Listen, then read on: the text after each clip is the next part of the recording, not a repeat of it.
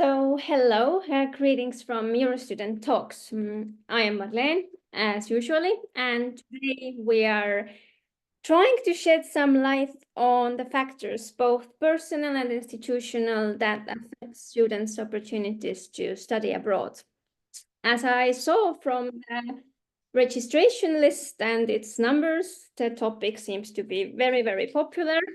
So I'm the more happy that you are here and you have joined us. Our speaker today is Inga Popovaite from PPMI. Dr. Inga Popovaite is a sociologist, and at PPMI, she works on higher education, research, and innovation projects. She cares about inclusion and equal opportunities in the higher education sector. So, hello, Inga. Greetings to you. Hi, everyone. So thank you for coming today, for taking, I guess, your lunch break to listen a bit about institutional and individual characteristics and how they relate to student mobility abroad. So a little bit about this presentation. First of all, it's a work in progress. So what I'm going to present you are maybe not the very first, but maybe very second glimpse at the data. So we are still working on it. We're still working on maybe better presentation, better refinement, and better understanding of relationships between different variables. And this is a team effort. So it's me from PPMI and also Franz Kaiser from CHIPS and Hendrik and Christina from EUROSTUDENT. And actually, they were the ones who invited me to present this in the EUROSTUDENT Talk. So that's actually a very nice opportunity. And this paper, or this report comes from our bigger project, EHESO. It's European Higher Education Observatory. And it's funded by it's funded by EU, but all the views and opinions expressed are my own, like authors only, and does not reflect those of European Union. And they cannot be held responsible for them.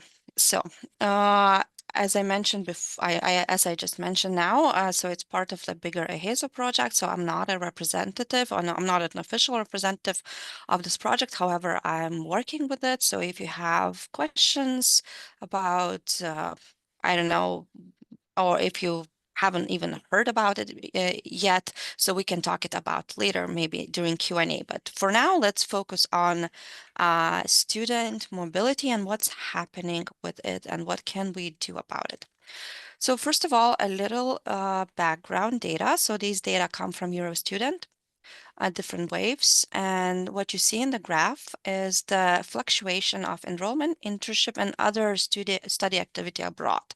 So throughout today's presentation, when I will talk about enrollment abroad, I mean any like studies abroad. Internship, this is internship abroad, and other study activities abroad encompass such things as summer schools, language courses, or anything else that is not enrollment or internship.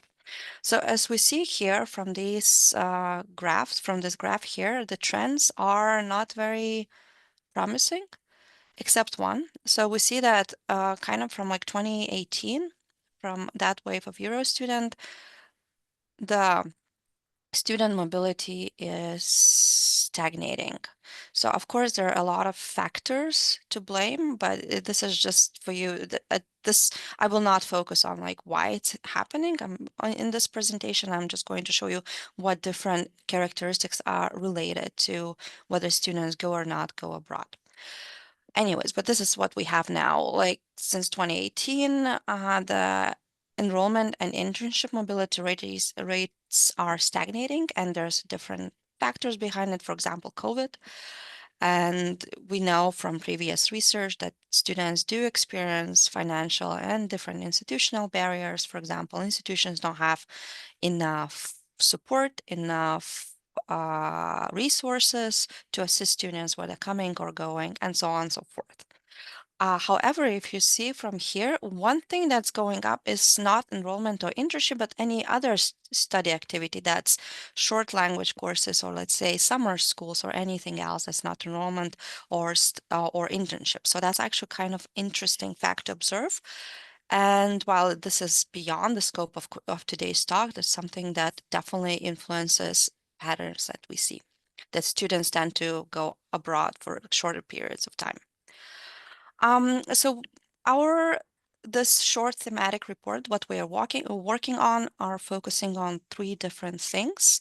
So one thing, what we want to look into selected institutional characteristics and how they relate to mobility rates. Then also we look at selected individual sociodemographic characteristics and how they relate to mobility rates. And what is most interesting for me, and I think that's a biggest kind of contribution of this report for policymakers and maybe even students alike, is how these individual and institutional characteristics intersect. Basically, whether there are whether we observe situations where students face double barriers to go abroad. So a quick tour of our analytical approach. So our data comes from EUROSTUDENT Wave 8 and also ITER data, which is now part of the AHESO data set. And the variables that we look at, I will go through them a bit more in depth throughout the presentations, but basically we're looking into sociodemographic characteristics and higher and institutional characteristics as well. And we're looking into three types of mobility. So that's enrollment, studies abroad, internship abroad, and overall mobility. That it's all the mobility types added together. That's enrollment, internship, language classes, summer schools, winter schools, you name it, any mobility abroad. And in addition to just visualizing and doing exploratory analysis, we did some confirmatory tests as well. So t-test, ANOVA, and chi-square test to see whether relations that we see are actually statistically significant or not just happening by chance. Right, so that's that. Let's start with institutional characteristics. So we looked into two specific ones. So that's whether an institution is a bit more research oriented or practice oriented. And it's measured in ITER data, whether institutions have a right to award PhDs or whether they don't have that right. And another factor that we were looking at was the size of institutions, so how many full-time equivalent, how much personnel is there. And throughout this, and for our analyses, we used country level averages. So you see the ends, for example, 21 country, we took 21 country, and on average from those 21 countries, 24% of students who go to universities that don't have PhD rights enroll to anything abroad. So that's how to understand our data. So just to reiterate, we use country level averages. So these are not individual data points. These are not individual de-anonymized data. These are the country level average that is like easily accessible for everyone to download and to analyze themselves. All right, which also is like a positive and a negative. Positive that these data are easy to access, even for non-scientific use, but negative is that it might be obscuring some findings. All right, so when we look into institutional characteristics and specifically into research-oriented and not research-oriented institutions, we see that there is difference in students' tendency to go abroad only to study, because there is our analysis showed that there is no difference in overall mobility rates. That accounts also for, as I said, short classes, summer, winter schools. And also there's no difference between students from research-oriented and not research-oriented institutions when it comes to internship abroad. I mean, the numbers are slightly different, but there's no statistically significant difference between them. What is different, though, is the enrollment abroad. So students who are studying in institutions that have PhD granting rights, that means that those institutions are a bit more research-oriented, research-focused, those students tend to go abroad to study more often than their peers from institutions that are more like practice-oriented and do not have PhD granting rights. And we saw from our analysis, there was no statistically significant link between institution size and student mobility. And I will come back to this point when I'll talk about limitations of the study. But at this point, we don't see any, like, looking on country averages on the European level, we don't see any link. However, it does not necessarily mean it does not exist on a country level, in specific countries. All right, so a bit more detailed look was into sociodemographic characteristics. So we looked into students' age groups, their gender, their impairment status, their parents' wealth, parental education, and migration background. So this is also a summary table of the data that we used. Again, country level averages, EUROSTUDENT 8 data. Age groups is like the student age at the time of the survey, sex is their recorded gender. Then students with impairments, they were asked whether they have any impairment, whether it's physical or non-physical, that affects their ability to take classes. Parental wealth was self-reported, and it was originally 5 categories, and we recoded into 3 categories. So average, above and below average for easier comparisons, and parental education was also self-reported, and students and those who at least one of the parents or guardians have tertiary education diploma, they were coded as parental education as if their parents have tertiary education, and those whose none of the parents had tertiary education or so-called first-generation students were coded as no tertiary education. And migration background was similarly, if none of the parents have migration background nor the student themselves have migration background, it's a no, and otherwise it's a yes. So basically first and second generation migrants were coded with migration background. Yeah, and I already mentioned country level averages. So these numbers you see are percentage rates that reported going abroad. All right, so what did we get here? So what did we see from sociodemographic characteristics is number one, what we see a maturity penalty. So all mature students, those that are older than 30 years old, so these are non-traditional students, probably already having families, a career, work, some other responsibilities beyond universities, they report statistically significantly lower mobility rates across all 3 categories. So, and because another thing just to mention here, as student mobility abroad is a cumulative experience. So basically, if you are a third-year student, so let's say a bit older than like 22,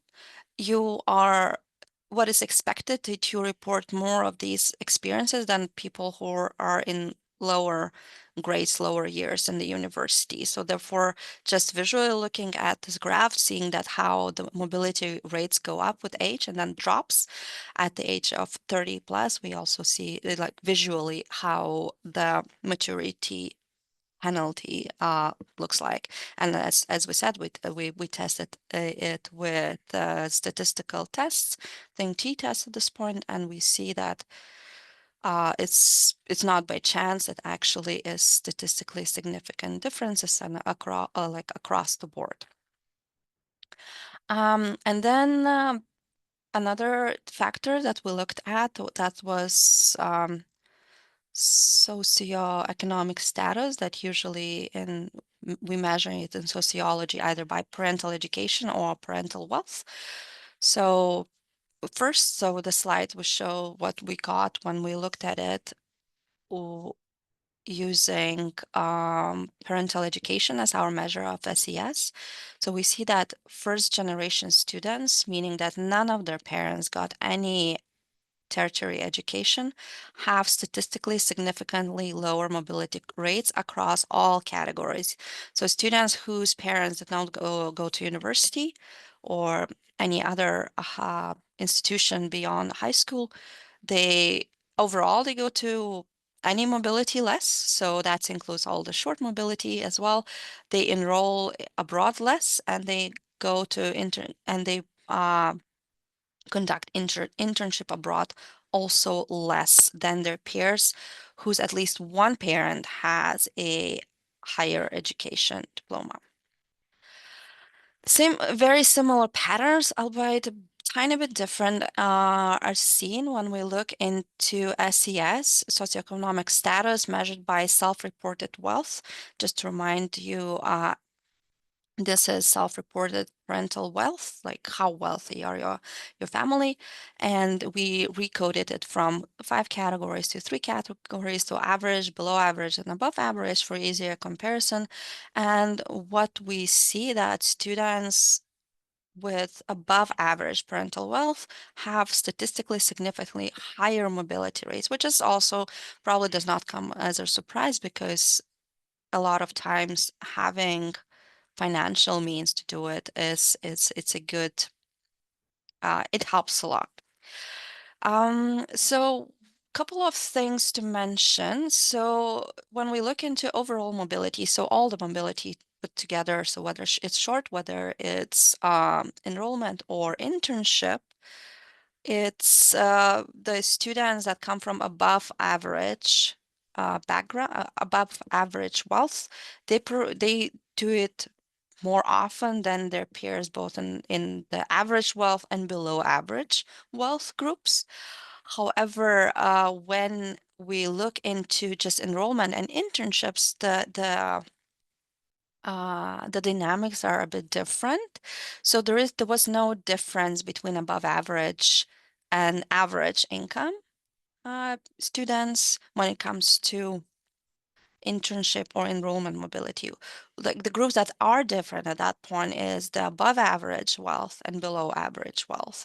When it's basically when we have even more bigger wealth gap, then we can see it reflected in mobility abroad for studies or for internship. However, it's yeah, but there was for students who reported self-reported average income, they do not differ whether from below average or from above average wealth students.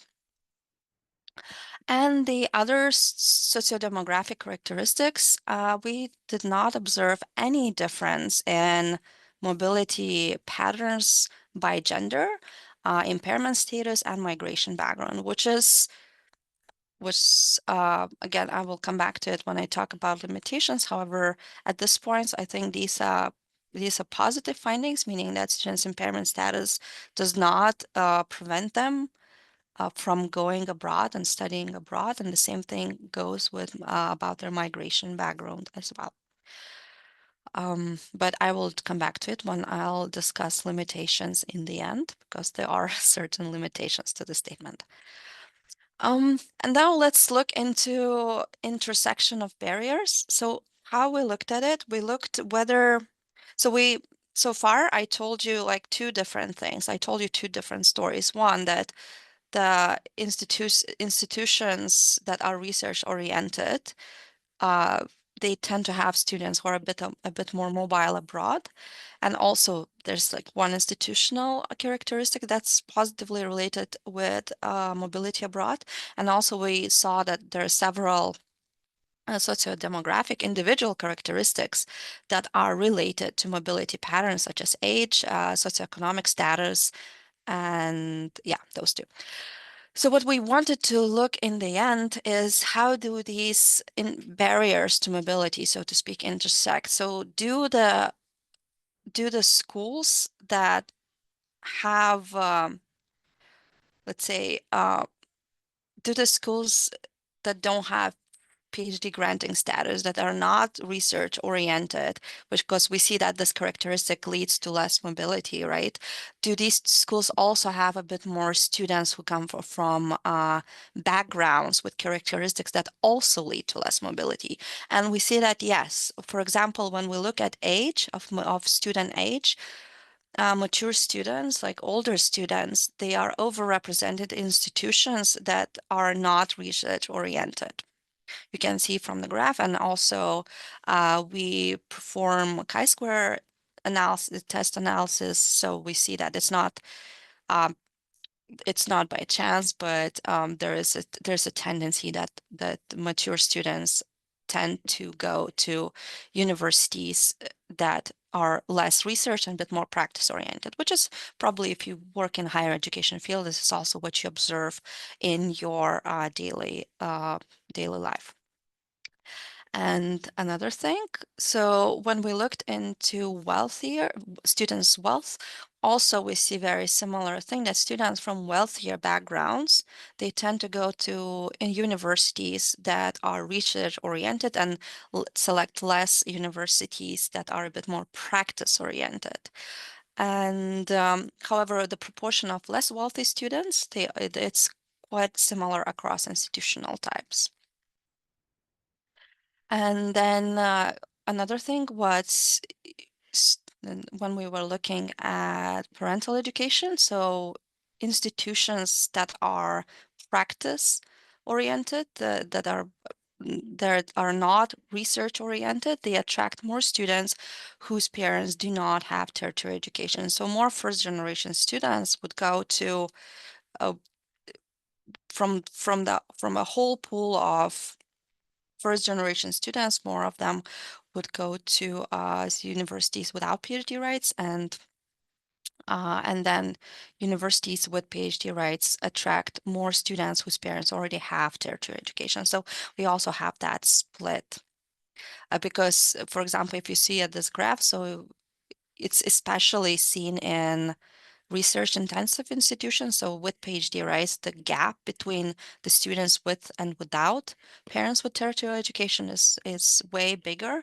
And in a bit more a bit more applied, less research oriented institutions, these groups are more or less equally represented. So which we see that more students without whose parents don't have higher education diploma, they go to schools that are less research intensive oriented. So this is what we see now, and now a bit more before before we go on, a little more about what these results mean in light of certain limitations. What you saw now, we were looking into bivariate relations with basically whether how student age relates to their mobility, or how their type of institution relates to their mobility, or how like gender relates to their mobility. How these bivariate relations might obscure a bit more complex relationships, because a lot of things are connected, right? Your wealth, your parental education, like your preference of school, your age, all of these are interrelated together.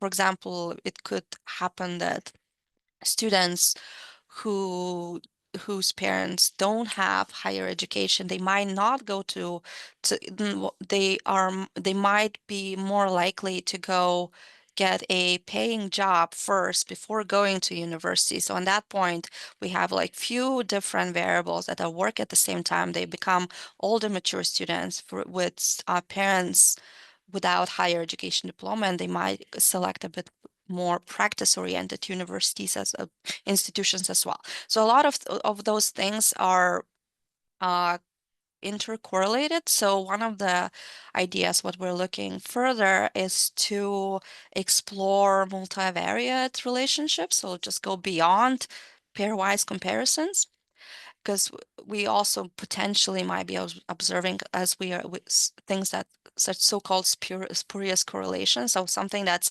being affected by a third variable that we do not account to when we look into these pairs.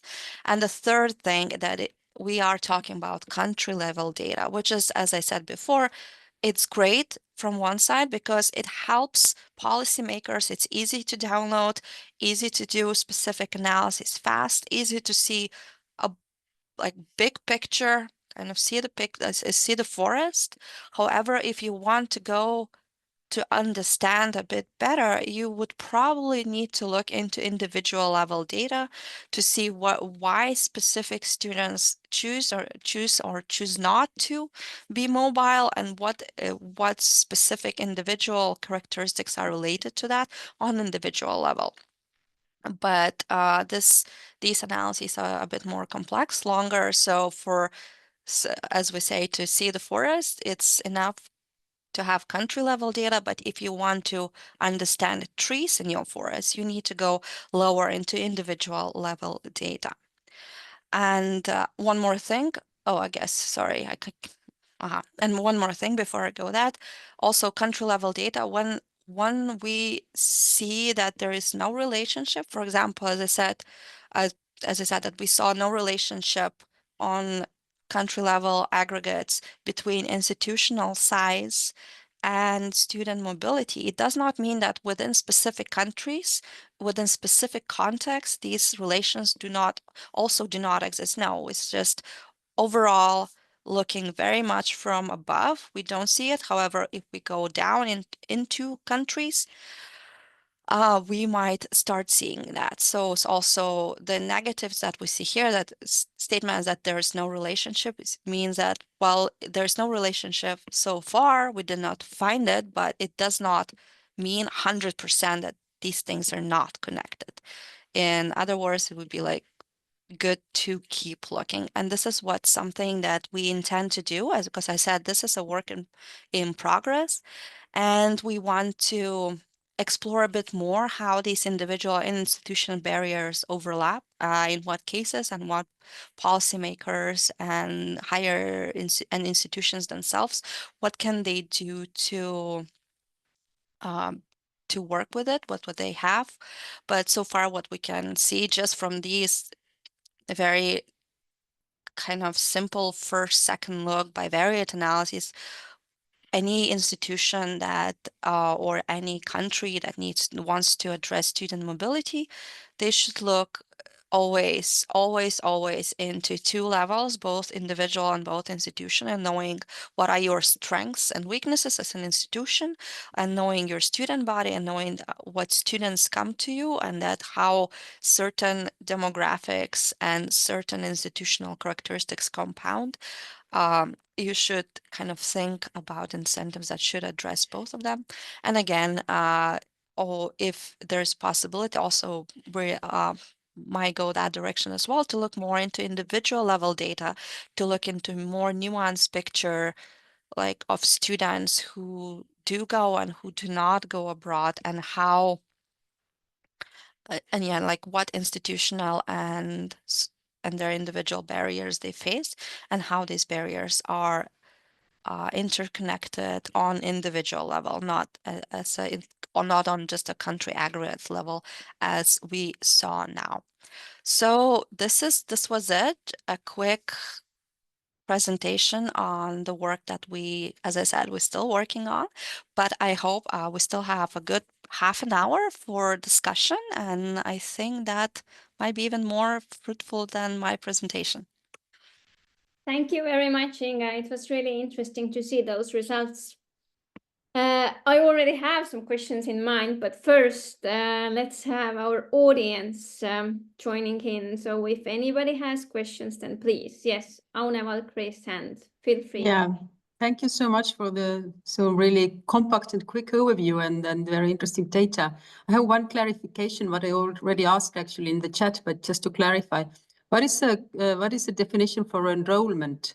And where are the borders? And another question, which is more about content, is the question about, I was just looking at what you showed, that the mobility is related to the age in an interesting way, that the younger ones are actually less mobile, which is surprising for me. And another question is about wealth, which is obvious relation. But what we struggle here in Estonia is that the biggest obstacle for being mobile is working. but so many students are working, and I was just wondering that, I mean, the working, of course, is also related to the background of your parents who have to work more and who have to can work less, but it's also related to age, and that's why I was interested that at the age of 25, 29, the students are more mobile. And so it's not a direct question, but more like a comment, and I don't know, your reflection about whether it's working is actually a background factor for this wealth and age question. Yeah, so I will start from just definition of enrollment. So I'm using EuroStudent definition. So it's any credit-related enrollment abroad. So let's say you're taking classes abroad, like short-term, taking classes like, let's say, for example, Erasmus or something. So starting from 1 credit point. I think so. Yeah. Because I used So whatever. Then it's just a question, what is the whole other mobility, which is not enrollment and not practice or the... So yeah, so that whole other mobility, this would be the short, like summer schools, winter schools. So enrollment is a bit more like a normal semester abroad type of thing. When you go and you take part of your classes, you take it in another country. Like, yeah, as like the best example would be like Erasmus mobility. Long-term exchange. Yeah. Yes, thank you. Semester-long exchange. Yes. Yeah, but currently we have all this blended intensive and that's programs, not which that- is also Erasmus supported, but it's just a short one. It can be a few credit points. Okay, yeah. So the enrollment is the long-term exchange, so semester-long exchange, and then the shorter ones are the... Yeah, that would be the easier way to. I was trying to just, in my mind, all the summer courses, like summer schools and winter schools equal short enrollment, but yeah. So that's but the better. Oh yeah, I see Christina is explaining it in the chat because that's their data. They know it a bit more better than I do. So the next question was about student age, and I will just actually might pull up the slideshow again, and I'll just go to that slide, and then we can look at it a bit more in details. Let me age. So yeah, which is here that the age that the mobility is going up. It makes sense because students were asked, have you ever had any mobility before? Basically, it's a cumulative experience. Basically, if you are like 25-year-old master student and you are asked by the survey whether you had mobility before, it counts anything that you had before, whether it's like was bachelor or master. So therefore, this is where we expect to have like growing mobility experience because these are cumulative experiences. But what we see here clearly, what we do not does not follow the pattern is the older students, because that here we see a drop of what we expect to be just like growth, because the older you are in the university, the more time you have had to have those experiences, because it's all adds up, right? Like with every semester of your school. But then it shows that when you are an older student, this does not apply because it's a different pattern there.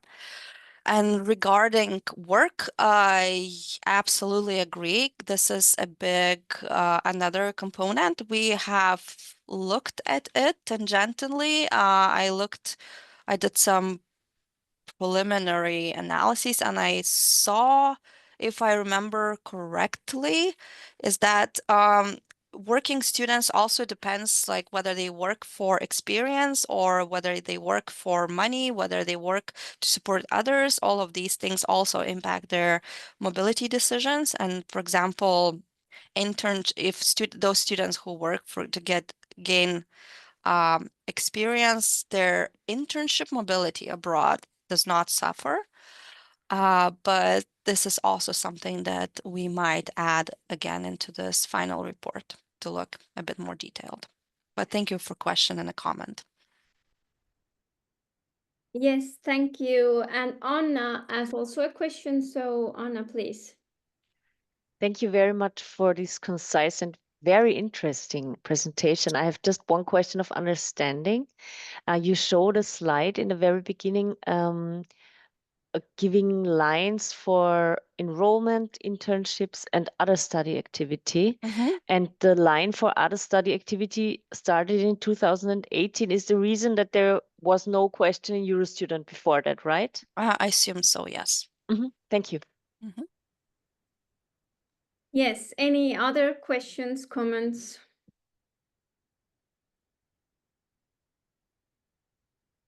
Until you all are thinking, I was actually wondering about the bit more, let's say, philosophical question, not maybe based on exactly the results, but we know that inclusivity is one of the aims in higher education policies, that more students with diverse backgrounds, older students, also students with lower socioeconomic background, students with impairments, etc. Could it be that the more inclusivity we see, the more the mobility rates actually stagnate, because the more diverse is the student body, the more there might be those obstacles that they face when they want to go abroad? Just like a hypothetical question, and if it is so, is it something that we should think about, that if this is the new reality, should we look to those indicators where we evaluate or see the indicator of mobility as one of the things that we use for accreditation or evaluation of institutions? And what I was also thinking is that, should we done anything, or is it really like that this is not like something that is like increasing and increasing all the time, and that should be the aim? So it's like in that sense a philosophical question maybe to Inga, who has looked at those results and the data, but also maybe to others who want to join in and comment. It's just like an interesting discussion, I think. Yes, it's very interesting discussion, and thank you for the question. I will answer your philosophical question in a very practical way, and I'm invite everyone else to join in with ideas that they have. I don't know, because there's something that we should actually pick up data and look at it, and I'm not aware whether something like that, a study like that, has been done or not. If it has, please let me know. I would be very interested to read it. But what we could do, because we do have resources at our fingertips, this is the same, the EUROSTUDENT data that we use for this report, and also other data sets like ITER, and we can match them, and then we can actually look what institutions there with how their student bodies look like, because there are all the different data collection on different levels, right? It all exists. We just need to kind of put it together and look at it, and then we can answer these questions, whether the diversity, however we measure it, whether it's by the sheer number of people, whether it's by, the number of different groups, like however we decide to measure it, and we can see whether there is a link between that and mobility, and like what other factors that impact. However, so that kind of would be my very practical answer. We have data, let's look. But a bit more philosophical answer, I don't know. It's maybe others would be a bit more equipped to speculate than I am. What I was just thinking is that, yes, if we look at those, look at the data, and we see that there are those relationships, it could easily be that if one of our aims is to increase the number of students with low socioeconomic background who are less mobile, and at the same time we have the aim to increase the mobility rates, then actually the aims are somehow controversial. No, I understand what you're saying, and then it becomes a bit more, it's not necessarily a controversial thing, because that's, as I was saying, in the end, I was looking at these like bivariate relationships, how like one thing affects the other thing, not taking anything else into account. However, reality is way more complex. So a student from lower socioeconomic background, if they go to an institution that has a lot of resources, this is other research, not necessarily related to student mobility, shows that this is how they move up in social economic background. This is it. This is how students can become like wealthier or more education than their parents. Is when you come from lower background and when you get to an institution that has resources that would counteract the barriers that, so to speak, you bring with you because of who you are, like, you know, the traditional sociological race, class, gender, right? So if you go to an institution that has enough resources to help you and to help you become mobile despite these things, these are the people that will have the best outcomes. Because when you already come from wealthier family, like educated parents, wealthy family, those families are more likely already have traveled, they have other options and opportunities for their children, for students to experience other cultures, learn from people from different countries, which is part of what the mobility abroad does, right? It's not only about credits, it's not only about what you learn in universities, about being somewhere else, learning from different culture. So folks from a bit more disadvantaged backgrounds, if they get to universities with resources to help them, these are the people who would benefit the most. So, and from that perspective, I think it's very much the idea of having diverse student bodies and like have higher mobility rates. I think these do go hand in hand, but that's also a very philosophical answer. Yeah, actually, I totally agree with you. I think that the recommendation for both policymakers in higher education field as well as higher education institutions then is that look at the data and you should have tailor-made like support mechanisms for students with less opportunities, because otherwise those aims we mentioned can be controversial, but if they have like real support in place, then it is possible. Yeah, it becomes also again a philosophical question, and like even more kind of philosophical. Like, so what do you do with the data that you have? Like, and like if the whole goal is just to raise your certain numbers, or is the goal or your students are the goal? So like, what is the goal? So in that case, you can look at the data that you have and you can see how you can seeing what's the real life situation, how it can work with it to just make it better. Yes, Anna has raised hands. Please, Anna, again. Thank you again. Yes, thank you very much for the interesting question and the answer. It's I think both of you are right. I work at the federal ministry, so we very much rely on, for example, data from the EUROSTUDENT survey and also findings from studies and data analysis like the one presented today. And what you can do with these data analyses, I think you can kind of draw a picture of, or try to draw a picture of what is the new reality, as Marlene called it. And we have then, it's our job kind of to develop policies that mirror the new reality and that promote mobility also for underrepresented groups, which is also in our responsibility. So I think it's extremely important to have these mechanisms in place and these survey routines so that we can react to the new reality, which is also, in fact, as Inga said, should go hand in hand, like the more diverse student population and raised mobility numbers. So thank you very much. It's a very interesting event. Yes, thank you, Anna. Thank you. We can say the long-lived studies about higher education and evidence-based policymaking.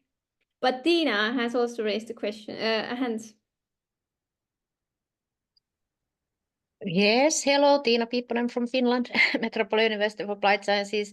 Of course, it's sad to see the results, but then on the other hand, it's kind of confirming what other research has also shown, that participation in mobilities and internationalization activities and opportunities overall is inherited.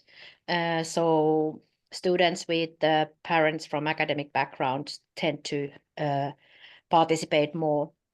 But maybe then a little bit of a hint to the Erasmus national agencies here or commission, that maybe then based on this, for example, one of the fewer opportunities categories could be then the students whose parents do not have any kind of academic degree or higher education degree, that they would be one of these who could benefit and to whom we can direct the fewer opportunities possibilities. Of course, other thing is that how then to collect that information and confirm that information from the students, but that's just a little bit of a light note here. Mm. Yes, it's an intriguing idea, I think that, but how to exactly implement is the question, or how to target them so that they even start thinking about those opportunities about going abroad. If they don't have like the supporting background in that sense, that they don't have the experience somewhere. But there is a question or a comment in chat. Yannis is saying that regardless of the family background, I think that the location plays a part in joining mobility schemes.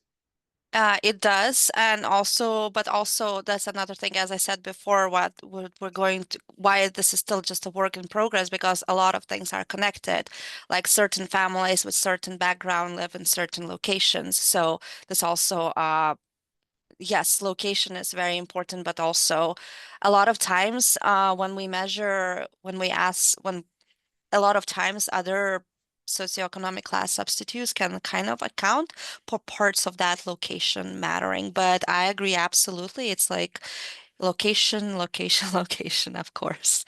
And not only like which country you're from, but also which region you are from, what sort of schools are around you, and what are the opportunities for you even to go to the first university, and after that you're already thinking kind of about mobility abroad. So after that first step even.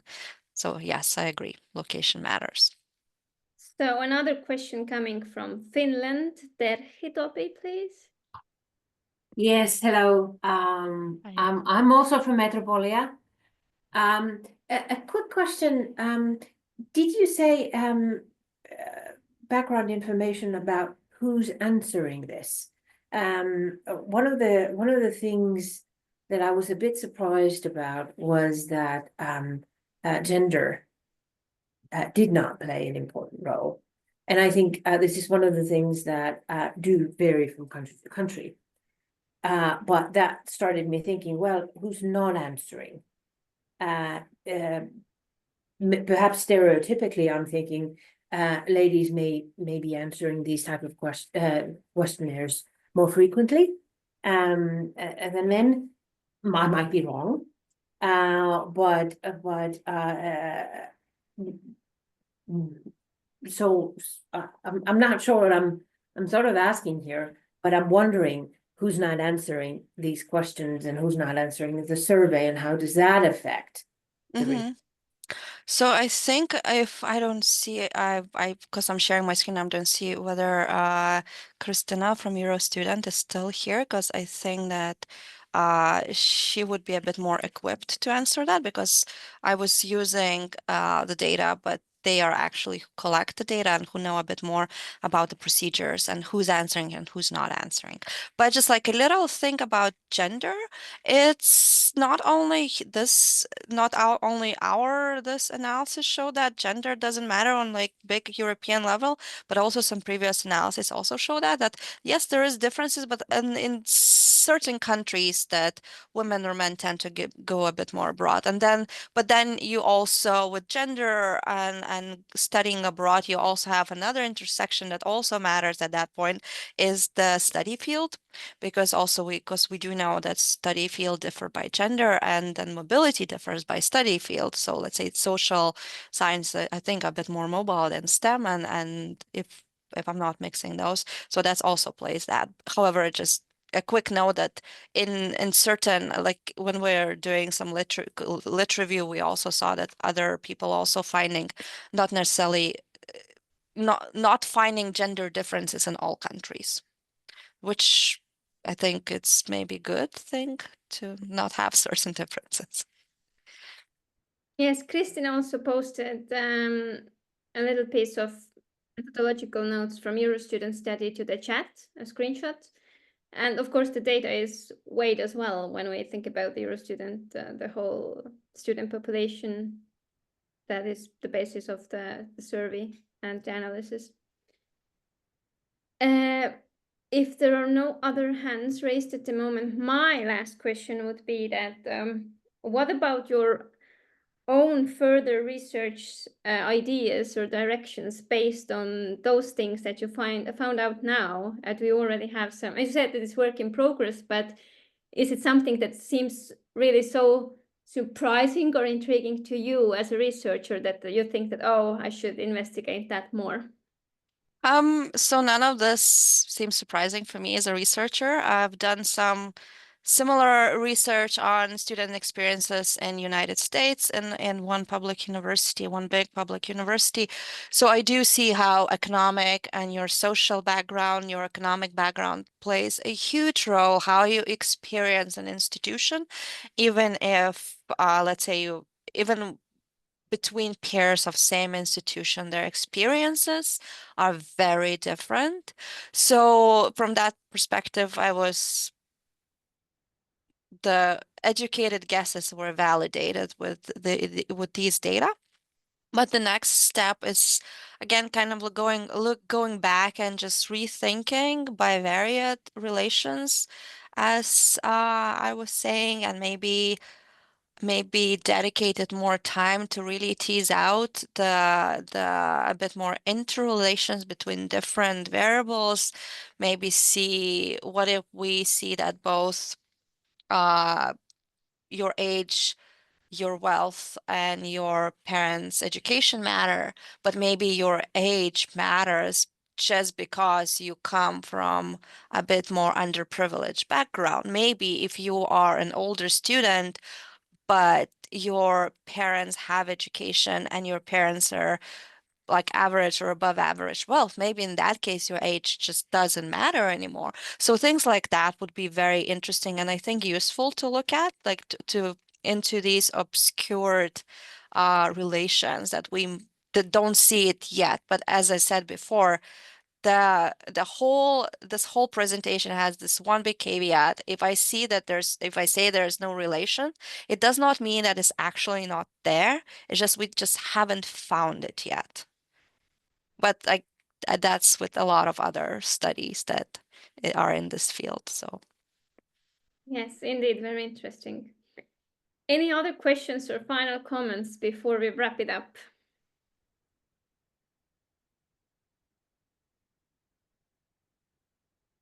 Doesn't seem like that. Anyway, thank you very much, Inga. It was very interesting presentation and very interesting to see those results.